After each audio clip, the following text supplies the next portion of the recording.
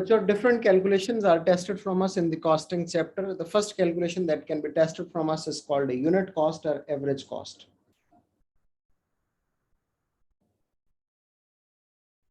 Unit cost is the average cost. As I told you, the formula for the unit cost is total cost of producing the product, or we can simply call it total cost, divided by number of units produced.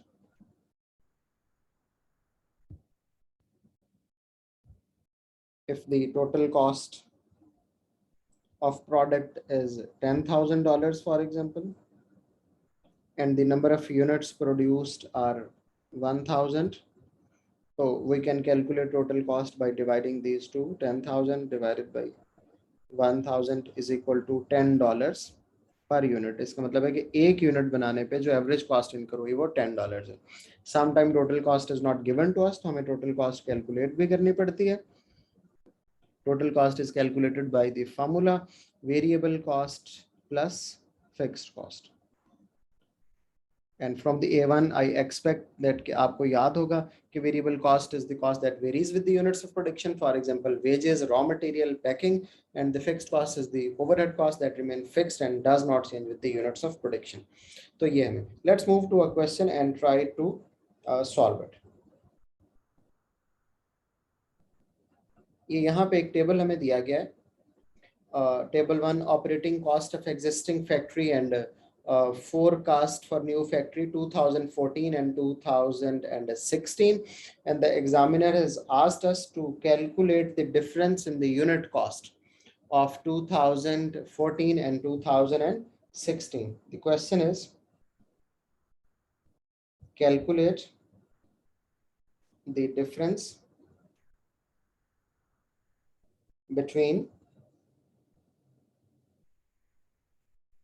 unit cost of 2014 and 2016. I hope कि आप सबको table नजर आ रहा होगा. तो 2014 की जो है वो कॉस्ट को हम ले लेते हैं. पहले 2014 की कॉस्ट हमारे पास है सबसे पहले लेबर कॉस्ट,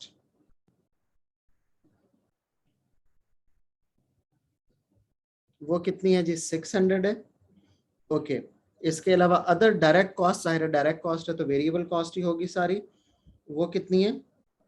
दैट इज 1200. उसके बाद डेप्रिसिएशन गिवन टू अस, वो कितनी है? 60.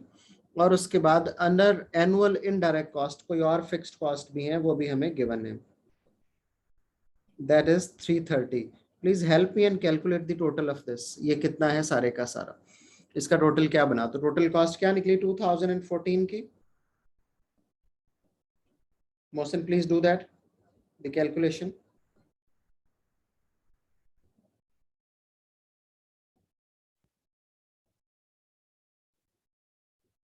Mohsin is sleeping. 2190. सर 2190. हाँ 2190. Okay, और all these figures are in thousands. Remember that. ऊपर लिखा भी हुआ है, अगर आप टेबल में देखें ना, तो all these figures are in thousands. Okay, 2016 की भी कॉस्ट को ले लेते हैं. वो कौन कौन सी है? That is 450 plus 1200. 450 labour cost है, 1200 इनडायरेक्ट कॉस्ट है, और डेप्रिसिएशन 280 है, और अदर इनडायरेक्ट कॉस्ट 290 है. What is the total of this? 2290. 2290. जरा कोई बच्चा चेक कर दे मैंने सही कैलकुलेट किया है सर या फिर 2220. 2220. 20. 2220 is the total cost of 2016. Now हमने एवरेज कॉस्ट कैलकुलेट करनी है. उसका फार्मूला हमें पता है, average cost is equal to total cost divided by output. Output इसी क्वेश्चन के अंदर हमें गिवन है. अगर आप देखें तो ये 30,000 tons of output, we can see that. तो इसी के साथ हम इसको डिवाइड कर देंगे.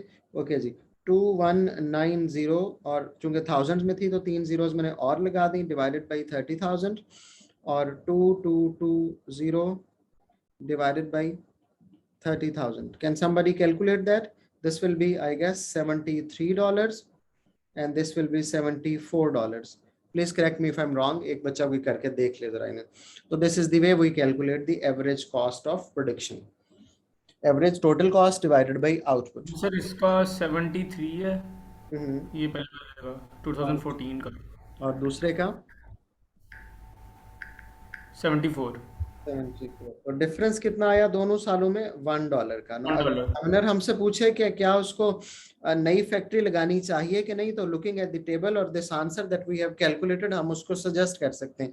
हम कह सकते हैं कि 2014 में जो उसकी पुरानी फैक्ट्री थी वहां पे जो एवरेज कॉस्ट पर यूनिट थी वो $73 थी, लेकिन 2016 में जब वो नई फैक्ट्री लगाता है तो उसकी जो एवरेज कॉस्ट है दैट कैन इंक्रीज टू $74। तो एक तो ये नुकसान हो गया कि नई फैक्ट्री लगाने से एवरेज कॉस्ट कम होने की बजाय बढ़ गई।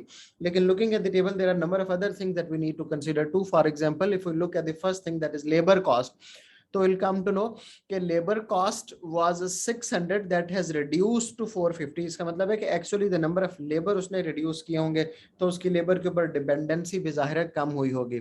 बाकी अदर डायरेक्ट कॉस्ट तो सेम है, but looking at the depreciation that was 60 and that has increased to 280, that has increased a lot. इसका मतलब है कि जो उसने प्लांट नया लगाया उसका वो कॉस्टली भी शायद होगा और उसका डेप्रिसिएशन रेट भी ज्यादा होगा। Looking at the other indirect cost, जो 330 थी वो रिड्यूस होकर 290 रह गई, they are reducing a little. तो ये इस तरह से हम एग्जामिनर को इसका सेकंड पार्ट बताते हुए असेस भी कर सकते हैं, लेकिन जरूरी नहीं है कि वो उसने तो हमें 30,000 टन दिए हैं, हो सकता है वो इससे भी ज्यादा प्रोडक्शन कर सकता हो। अगर हम केस स्टडी पूरी पढ़ें तो पीछे एक एस्टिमेशन है भी सही कि वो 35,000 टन भी प्रोड्यूस कर सकता है। तो अगर वो 35,000 टन प्रोड्यूस करे तो इसका मतलब ये होगा कि उसकी जो एवरेज कॉस्ट पर यूनिट है वो रिड्यूस भी हो सकती है। बट सिंपली अभी तो हम ये पढ़ रहे थे कि एवरेज कॉस्ट कैलकुलेट कैसे करते हैं, और हमने एक एवरेज कॉस्ट कैलकुलेट करके देखी। ओके जी बच्चों, this was the calculation of average cost.